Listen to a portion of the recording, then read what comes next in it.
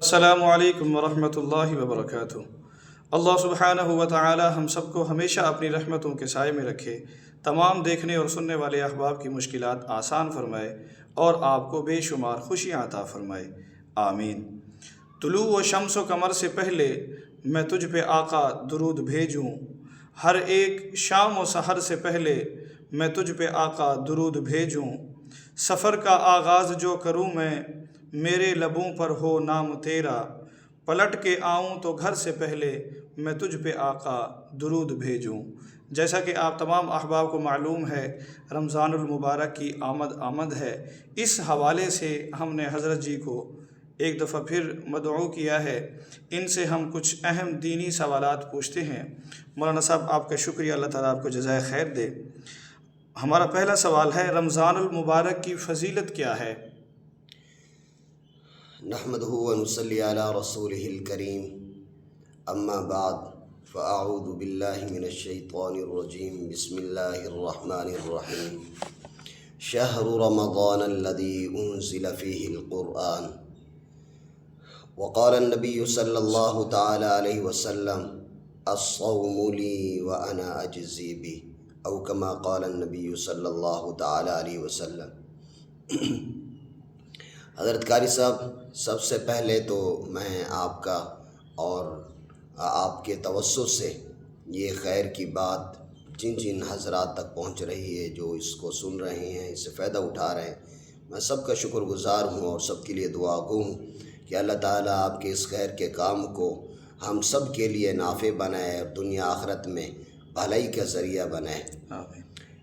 سب سے پہلی بات، رمضان المبارک کی فضیلت، جو آیت مقدسہ میں نے آپ کے سامنے تلاوت کی ہے، رمضان مبارک کی فضیلت تو اس آیت مقدسہ سے بالکل واضح ہوتی ہے کہ اللہ تعالیٰ قرآن کریم میں فرما رہے ہیں شہر رمضان الذی انزل فیہ القرآن، کہ رمضان کا مہینہ وہ مقدس مہینہ، وہ مبارک مہینہ ہے جس مہینہ کے اندر اللہ تعالیٰ نے قرآن کریم کو نازل فرمایا۔ ہدی للناس، یہ قرآن کریم لوگوں کی ہدایت کا ذریعہ ہے۔ وبینات من الہدی والفرقان، اللہ تعالیٰ نے اس قرآن کریم کے اندر ہدایت کو اور کفر اور گمراہی کو اللہ تعالیٰ نے بالکل کھول کھول کر بیان فرمایا ہے۔ یہ رمضان مبارک کا مہینہ وہ مقدس مہینہ ہے جس مہینہ کے اندر صرف قرآن کریم ہی نہیں بلکہ پہلے اترنے والی تمام کتابیں اور تمام صحیفے اللہ تعالیٰ نے رمضان مبارک کی مختلف ایام میں نازل فرمائے ہیں۔ تو اس اعتبار سے ان احادیث سے یہ معلوم ہوتا ہے کہ رمضان مبارک کی فضیلت اللہ تعالیٰ کے ہاں بہت زیادہ ہے، اور احادیث مبارکہ کے اندر کثرت سے اس رمضان مبارک کی فضیلت وارد ہوتی ہے۔ جناب نبی کریم صلی اللہ علیہ وسلم رمضان المبارک کے بالکل 1-2 دن پہلے صحابہ اکرام کو جمع فرماتے۔ حضرت سلمان رضی اللہ عنہ حدیث میں بیان فرماتے ہیں کہ حضور اکرم صلی اللہ علیہ وسلم نے شعبان کے اخیر میں ہم صحابہ کو جمع فرمایا، اور حضور اکرم صلی اللہ علیہ وسلم نے فرمایا کہ اللہ تعالیٰ آپ پر ایک ایسا مبارک مہینہ نازل فرما رہے ہیں، لا رہے ہیں، جو بہت برکتوں والا ہے، رحمتوں والا ہے، عظمتوں والا ہے، جس کے اندر نوافل کا ثواب فرضوں کے برابر اور فرائض کا ثواب غیر رمضان میں 70 فرضوں کے برابر ہے۔ اور اس مہینے کو اللہ تعالیٰ نے برکتوں والا مہینہ فرمایا ہے۔ اس میں مومن کا رزق بڑھا دیا جاتا ہے، اور اس میں فرمایا کہ اپنے غلام کا بوجھ جو ہلکا کر دے گا اللہ تعالیٰ اس کو اپنی رحمت سے نوازیں گے۔ اور اسی طرح اور بھی بہت ساری فضیلتیں فرمایا کہ یہ غمخواری کا مہینہ ہے، غمخواری کا، کہ جو کسی غریب کے اوپر، نادار کے اوپر، مفلس کے اوپر غم کھائے گا، اس کے ساتھ ہمدردی کا معاملہ کرے گا، اللہ تعالیٰ اس کے ساتھ غمخواری کا معاملہ فرمائیں گے۔ تو اسی طرح اور بھی متعدد احادیث کے اندر اس رمضان مبارک کی فضیلت کا ذکر ہے، اور اس حدیث میں ایک یہ بھی آتا ہے، نبی کریم صلی اللہ علیہ وسلم نے فرمایا کہ جو کوئی تراویح کے اندر قرآن کریم سنے گا تراوی کے اندر قیام کرے گا، فرمائے کہ اللہ تعالیٰ اس کو بہت زیادہ اجر و ثواب عطا فرمائیں گے۔ اس حدیث سے ایک اور بات بھی معلوم ہوتی ہے، نبی کریم صلی اللہ علیہ وسلم نے فرمایا کہ جو آدمی روزہ دار کا روزہ افطار کرا دے گا اس مہینہ کے اندر، فرمایا کہ وہ ایسا ہے کہ جیسا اس نے گویا کہ خود روزہ رکھا، یعنی جتنا روزہ رکھنے والے کو ثواب ملے گا اتنا ہی روزہ افطار کرانے والے کو ثواب ملے گا۔ اس پر صحابہ اکرام رضوان اللہ علیہم اجمعین نے یہ سوال کیا کہ اللہ کے پیغمبر علیہ السلام، ہم میں سے ہر آدمی کے پاس تو اتنی طاقت نہیں ہے کہ ہم کسی کو پیٹ بھر کر کھانا کھلا دیں۔ جناب نبی کریم صلی اللہ علیہ وسلم نے فرمایا کہ پیٹ بھر کر کھانا کھلانا ضروری نہیں ہے، اگر کوئی آدمی کسی کو کھجور کا ایک دانہ دے دے، پانی کا ایک گھونٹ پلا دے، لسی کا ایک گھونٹ پلا دے، فرمایا کہ اللہ تعالیٰ اس پر بھی اس کو یہ اجر عطا فرمائیں گے۔ تو یہ رمضان کا مہینہ بہت عظمتوں والا ہے۔ اللہ تعالیٰ ہمیں اس مہینے کی ایک ایک منٹ کی، ایک ایک لمحے کی قدر کرنے کی توفیق نصیب فرما دے۔ آمین آمین۔ اچھا مولانا، ہمارا دوسرا سوال ہے، ہمیں روزے کی فضیلت کے حوالے سے کچھ روشنی ڈالیں۔ جی، نبی کریم صلی اللہ علیہ وسلم نے روزے کی بہت ساری فضیلتیں بیان فرمائی ہیں۔ ایک حدیث پاک میں آتا ہے کہ جب روزہ دار آدمی روزہ رکھ لیتا ہے، فرمایا کہ اس کے لیے دریاؤں کی مچھلیاں اور اسی طرح بلوں میں رہنے والی چیونٹیاں اس کی مغفرت کی دعا کرتے ہیں۔ اور پھر فرمایا کہ روزہ یہ ڈھال ہے، جب تک آدمی خود اس ڈھال کو پھاڑ نہ دے، توڑ نہ دے۔ کس کے درمیان ڈھال ہے؟ فرمایا کہ روزہ انسان اور شیطان کے درمیان ڈھال ہے، یعنی ان روزہ دار آدمی شیطان سے محفوظ رہتا ہے، گناہوں سے بچا رہتا ہے۔ اور اسی طرح حدیث پاک میں یہ بھی آتا ہے کہ روزہ اتنا فضیلت والا ہے کہ جب روزہ دار آدمی کو روزہ لگتا ہے، اس کا معدہ خالی ہوتا ہے، تو اس کے خالی معدے سے جو ایک خاص قسم کی ایک مہک پیدا ہوتی ہے، جس کو آدمی عام طور پر خود بھی اچھا نہیں سمجھتا، لیکن یہ روزہ چونکہ اللہ تعالیٰ کی رضا کے لیے اس نے رکھا ہوا ہے، اللہ تعالیٰ کو اس کا یہ عمل اتنا محبوب اور پسندیدہ ہے کہ اس کے معدے سے اٹھنے والی جو وہ ایک بو ہے، اللہ تعالیٰ کو وہ مشک سے بھی زیادہ پسندیدہ ہے۔ اس لیے اور اسی طرح حدیث پاک میں یہ بھی آتا ہے کہ اس رمضان مبارک کے روزے کی اتنی فضیلت ہے کہ اگر کوئی آدمی بغیر کسی عذر کے، بغیر کسی مجبوری کے روزہ چھوڑ دے رمضان کا، پھر اس ثواب کو پانے کے لیے وہ پورا سال بلکہ پوری زندگی بھی اگر روزہ رکھتا رہے تو اس رمضان کے روزے کی فضیلت کو وہ نہیں پہنچ سکتا۔ اس لیے بغیر کسی عذر کے، بغیر کسی مجبوری کے انسان کو رمضان کا روزہ کبھی بھی نہیں چھوڑنا چاہیے۔ ماشاءاللہ۔ اچھا مولانا، روزہ کن لوگوں پر فرض ہے؟ جی، حدیث پاک میں آتا ہے کہ ہر عاقل بالغ مسلمان پر جو مسافر نہ ہو، بیمار نہ ہو، اور اسی طرح کوئی ایسی مجبوری کہ شرعاً جن مجبوریوں کی وجہ سے روزہ یعنی چھوڑا جا سکتا ہے، ان میں سے کوئی مجبوری نہ ہو تو ایسے لوگوں پر روزہ فرض ہے۔ مثال کے طور پر عورت ہے، اب اس کے کچھ اعذار ہیں، ان اعذار کی وجہ سے وہ روزہ نہیں رکھ سکتی۔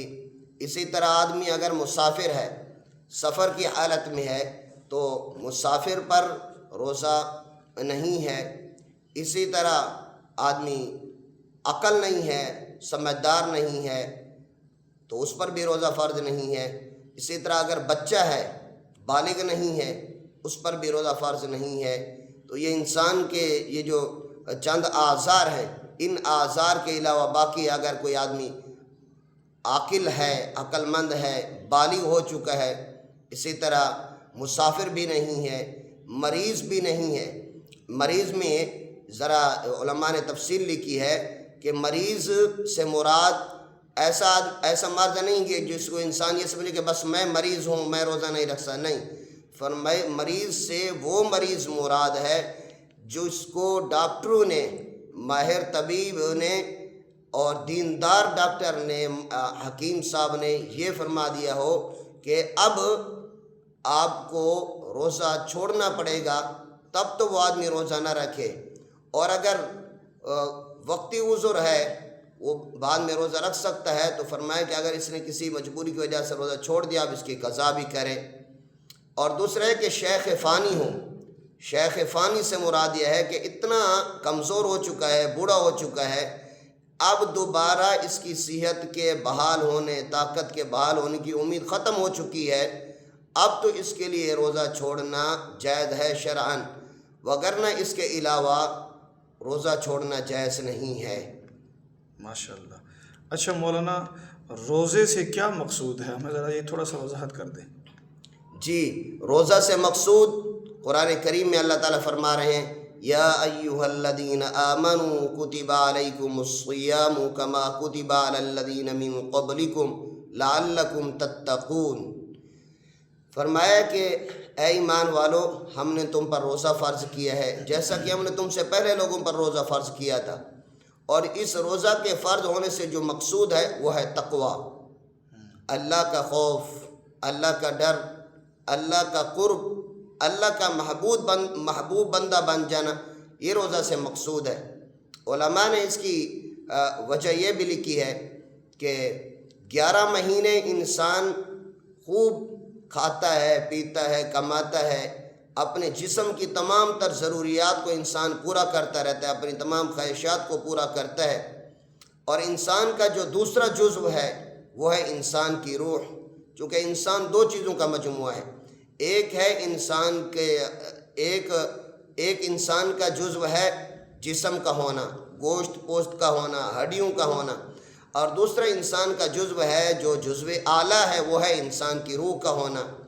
11 مہینے تک انسان اپنے ایک جزو جو ہے جسم کی ضروریات کو پورا کرتا رہتا ہے، کھاتا ہے، پیتا ہے، حتیٰ کہ اتنا کھاتا پیتا ہے کہ انسان کا یہ جو جزو ہے یہ موٹا تازہ ہو جاتا ہے، اور انسان کا جو جزو اعلیٰ ہے، اشرف ہے، انسان کی روح، وہ کمزور پڑ جاتی ہے۔ اللہ تعالیٰ نے فضل فرمایا، احسان فرمایا امت پر۔ یہ رمضان مبارک کا مہینہ خالصتاً اللہ تعالیٰ نے روح کی بڑھوتری کے لیے، اس کی تقویت کے لیے، اس کو مضبوط بنانے کے لیے اللہ تعالیٰ نے یہ روزہ ہمیں عطا فرمایا کہ اس میں انسان جو بھی عمل کرتا ہے اس کا ثواب 70 گنا بڑھا دیا جاتا ہے۔ انسان کے اعمال کا وزن، انسان کے اعمال کی قدر و قیمت اللہ کے ہاں بڑھ جاتی ہے، تو جس کی برکت سے انسان کا روح جو ہے یہ مضبوط ہو جاتا ہے اور انسان اعمال پر آمادہ ہو جاتا ہے۔ یہ روزہ سے مقصود ہے۔ علماء نے اس کی یہی حکمت لکھی ہے کہ انسان چونکہ 2 چیزوں کا مجموعہ ہے، جسم اور روح، 11 مہینے انسان اپنی جسم کی پرورش، اس کی بڑھوتری، اس کی جو ہے نا خوراک خوب انسان انتظام کرتا ہے، جس کی وجہ سے وقتاً فوقتاً انسان سے لغزشیں ہوتی رہتی ہیں۔ انسان کی روح جو ان کا جزو اعظم ہے، اصل ہے، وہ کمزور پڑ جاتا ہے۔ اب اللہ تعالیٰ اس کو مزید اعمال پر ابھارنے کے لیے اللہ تعالیٰ جو ہے یہ رمضان کا مہینہ عطا فرماتے ہیں تاکہ انسان اعمال کر کے پھر اعمال کا جو ہے نا اللہ تعالیٰ ثواب بڑھا کر اس کو مزید مضبوط کر دیتے ہیں، تاکہ آئندہ جو انسان کے دنیا میں آنے کا مقصود تھا وہ کیا تھا؟ وَمَا خَلَقْتُ الْجِنَّ وَالْإِنسَ إِلَّا لِيَعْبُدُونَ۔ چونکہ اللہ تعالیٰ نے ان جنوں اور انسانوں کو اللہ نے محض اپنی عبادت کے لیے پیدا کیا تھا۔ حق تو یہی تھا، علماء فرماتے ہیں کہ انسان صبح سے شام، شام سے صبح تک ہر وقت اللہ کے دربار میں سرب سجود رہتا، اللہ کی تسبیح اور تحمید بیان کرتا رہتا، اللہ کو خوش کرنے کی کوشش کرتا رہتا، لیکن اللہ تعالیٰ نے چونکہ انسان کے ساتھ باقی ضروریات بھی جوڑی ہیں اور ان کی رعایت بھی اللہ تعالیٰ نے کی ہے، تو باقی 11 مہینے انسان اپنی ضروریات، اپنے دنیا کے کاموں میں، تجارت، کاروبار، کھیتی باڑی، لین دین، ان میں لگا رہتا ہے، اور اصل جو مقصود ہوتا ہے اس سے بہت دور چلا جاتا ہے کہ اللہ کی عبادت۔ 1 مہینہ خالصتاً اللہ تعالیٰ نے ہمیں اپنی عبادت کی طرف متوجہ فرمایا ہے، اس لیے روزہ سے مقصود اللہ کا قرب، اللہ کا جو ہے نا تقوی حاصل کرنا ہے۔ اس لیے فرمایا کہ روزہ سے مقصود چونکہ تقوی ہے، اس لیے یہ روزہ ایک تربیت بھی ہے۔ رمضان کا مہینہ یہ ایک تربیت بھی ہے۔ تربیت کیا ہے کہ فرمایا کہ انسان روزے کی حالت میں ان حلال چیزوں کو بھی چھوڑنے کا حکم ہے کہ غیر روزے میں جن کو استعمال کرنے کا حکم ہے۔ مثال کے طور پر کھانا پینا حلال ہے انسان کے لیے، لیکن فرمایا کہ روزہ کے اندر کھانا پینا نہیں ہے۔ اسی طرح بیوی کے ساتھ میل جول یہ جائز ہے، حلال ہے، فرمایا کہ روزے کی حالت میں یہ منع کر دیا گیا ہے۔ یہ ہماری ایک تربیت کا زمانہ چل رہا ہے کہ اصل انسان کا یہ مزاج بن جائے کہ مجھے اللہ کا حکم ماننا ہے۔ مثال کے طور پر انسان صبح سحری کے وقت میں کھا رہا ہوتا ہے، اب حدیث پاک میں آتا ہے کہ سحری کھانے والوں پر اللہ تعالیٰ اپنی رحمت نازل فرماتے ہیں، اس کو اجر و ثواب مل رہا ہے۔ فرمایا کہ اگر کسی کو بھوک نہیں ہے تب بھی اجر و ثواب کو حاصل کرنے کے لیے سحری میں کچھ نہ کچھ انسان کھا لے، لیکن جیسے ہی سحری کا وقت ختم ہوا اب وہی چیزیں جن کا کھانا ثواب تھا اب وہی اگر کھائے گا تو وہی گناہ ہو رہے۔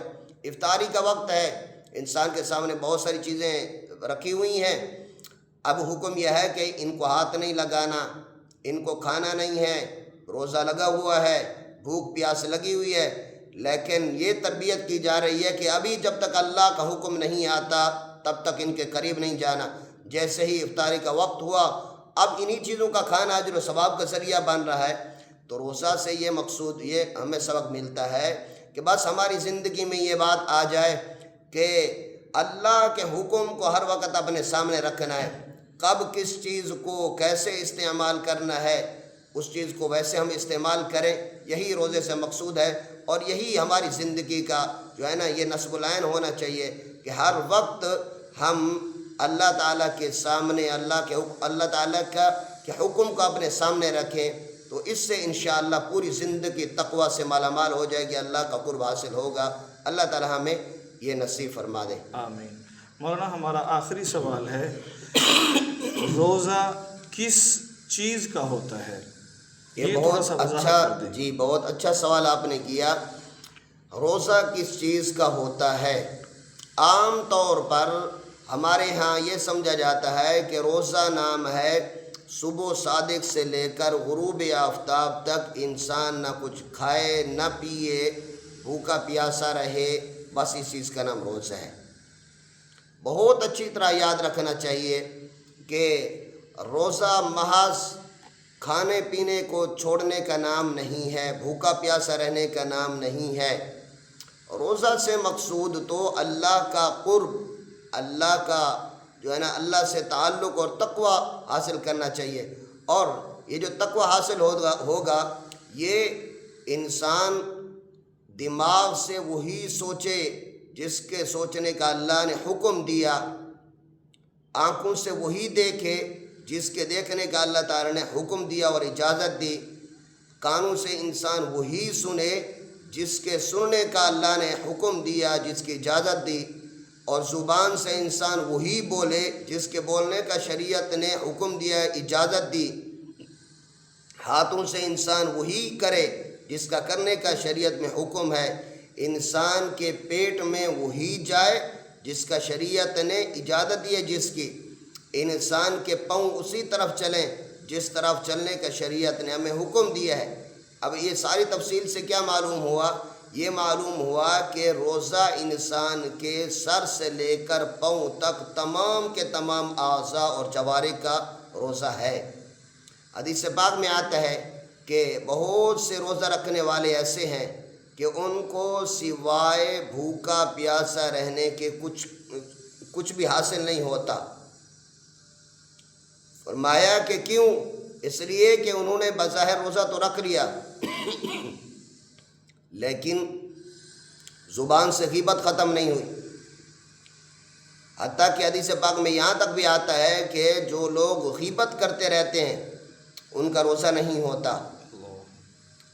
نبی کریم صلی اللہ علیہ وسلم کے زمانہ میں دو عورتوں کے متعلق حضور اکرم صلی اللہ علیہ وسلم کو بتلایا گیا کہ انہوں نے روزہ رکھا ہے، اب حالت یہ ہے کہ موت اور زندگی کی کشمکش میں جناب نبی کریم صلی اللہ علیہ وسلم نے ان کو بلوایا اور فرمایا کہ ایک پیالہ منگوایا، فرمایا کہ اس کے اندر قے کرو۔ جب انہوں نے قے کی تو اس کے اندر ان کے منہ سے گوشت کے لوتھڑے نکلے۔ جناب نبی کریم صلی اللہ علیہ وسلم نے فرمایا کہ تم نے گوشت کھایا ہے؟ انہوں نے عرض کیا کہ اللہ کے پیغمبر علیہ السلام ہمیں تو روزہ ہے۔ فرمایا کہ نہیں، آپ نے مسلمان بہن بھائیوں کا گوشت کھایا ہے، یعنی ان کی غیبت کی ہے۔ اس لیے فرمایا کہ روزہ ڈھال ہے جب تو اس کو پھاڑ نہ دیا جائے۔ صحابہ اکرام نے عرض کیا کہ اللہ کے پیغمبر علیہ السلام روزہ کس چیز سے ڈھال ہے تو پھٹ جاتا ہے؟ فرمایا کہ غیبت کرنے سے، گناہ کرنے سے۔ آج کل اللہ تعالیٰ ہماری حفاظت فرمائے، بعض لوگ وقت کو گزارنے کے لیے یہ ہے کہ دوسروں کی غیبتیں کرتے رہتے روزے کے عرض میں، اس لیے غیبت سے بچنا چاہیے۔ اسی طرح آنکھ کا بھی روزہ ہے۔ فرمایا کہ آنکھ سے انسان وہ دیکھے جس کا شریعت نے دیکھنے کا حکم دیا ہے۔ قانون سے انسان غیبت نہ سنے، گناہ نہ سنے، گانے نہ سنے۔ غیبت زبان سے کی جاتی ہے، قانون سے سنی جاتی ہے۔ علماء نے فرمایا کہ غیبت کرنا اتنا بڑا گناہ نہیں ہے، غیبت سننا اس سے دگنا گناہ ہے۔ ہاں، کیوں؟ اس لیے کہ غیبت سننے والا اگر غیبت نہ سنے تو کرنے والے کو موقع ہی نہ ملے۔ اصل تو غیبت کا سبب سننے والا انسان بنتا ہے۔ اس لیے ہم سب یہ نیت کریں، ارادہ کریں، تہیہ کریں کہ انشاءاللہ ہم زبان سے غیبت نہیں کریں گے اور قانون سے غیبت سنیں گے نہیں۔ اور اسی طرح زبان کا ایک تو غیبت ہے اور دوسرے یہ ہے کہ ہمارے پیٹ کے اندر جو لقمہ جائے وہ بھی حلال کا، وہ ہمارے پیٹ کا بھی روزہ ہے، ہماری زبان کا روزہ ہے، ہمارے دانتوں کا ہم نے اس کا روزہ ہے۔ حدیث پاک میں آتا ہے کہ بہت سارے لوگ ایسے ہیں جن کو بھوکا پیاسا رہنے کے سوا کچھ نہیں ملتا۔ اس کی وجہ یہ بھی بیان فرمائی، فرمایا کہ جب وہ روزہ رکھ کر روزہ افطار کرتے ہیں تو حرام مال سے کرتے ہیں۔ ہاں، حرام مال سے کرتے ہیں۔ اس لیے اللہ تعالی ہم سب کی حفاظت فرمائے، دن بھر کی مشقتوں کو افطاری کے وقت کے اندر حرام مال سے ہم روزہ افطار نہ کریں۔ اللہ تعالی ہم سب کی حفاظت فرمائے۔ اسی طرح درمیان میں میں ایک بات اور عرض کر دوں کہ جو مسلمانوں کے دشمن ہیں، قادیانی ہیں، اسی طرح یہود ہے، ہم قادیانوں کی مصنوعات جو ختم نبوت کے جناب نبی کریم صلی اللہ علیہ وسلم کی ذات کے دشمن ہیں، ہاں، ان کی مصنوعات کا ہم بائیکاٹ کریں، وگرنہ ان کی مصنوعات اگر ہم استعمال کریں گے تو جناب نبی کریم صلی اللہ علیہ وسلم کو تکلیف پہنچے گی۔ اور اسی طرح یہود امت مسلمہ اور خود جناب نبی کریم صلی اللہ علیہ وسلم کی ذات کے دشمن ہیں۔ اب ایک عرصہ سے یہ مسلمانوں پر ظلم و ستم ڈھا رہے ہیں، ان کی مصنوعات اگر ہم استعمال کریں گے تو خود جناب نبی کریم صلی اللہ علیہ وسلم کو اور امت مسلمہ کو تکلیف پہنچے گی، اس لیے اس سے ہمیں بچنا چاہیے۔ اور اسی طرح ہمارے پاؤں کا بھی روزہ ہے کہ ہمارے پاؤں خیر کے کاموں کی طرف تو چلیں، اٹھیں، لیکن گناہوں کے کاموں کی طرف نہ اٹھیں کہ اس سے بھی روزہ ہمارا خراب نہ ہو جائے۔ تو کچھ اسی طرح اور بھی ہمارے یوں سمجھے کہ جتنے اعضاء ہیں سب اعضاء کا روزہ ہے۔ اللہ تعالیٰ روزہ کی جو حقیقت ہے ہمیں وہ حاصل کرنے کی توفیق نصیب فرمائیں، اور جن چیزوں سے روزہ کو نقصان پہنچتا ہے اللہ تعالیٰ ان چیزوں سے ہمیں بچنے کی توفیق نصیب فرما دیں۔ وآخر دعوانا ان الحمد للہ رب العالمین۔ ماشاءاللہ ماشاءاللہ، آپ ہمارے ساتھ جڑے رہیے، انشاءاللہ ہم ملتے ہیں اگلی ویڈیو میں۔ اللہ تعالی ہم سب کو رمضان المبارک کی تیاری کرنے کی توفیق عطا فرمائے، آمین۔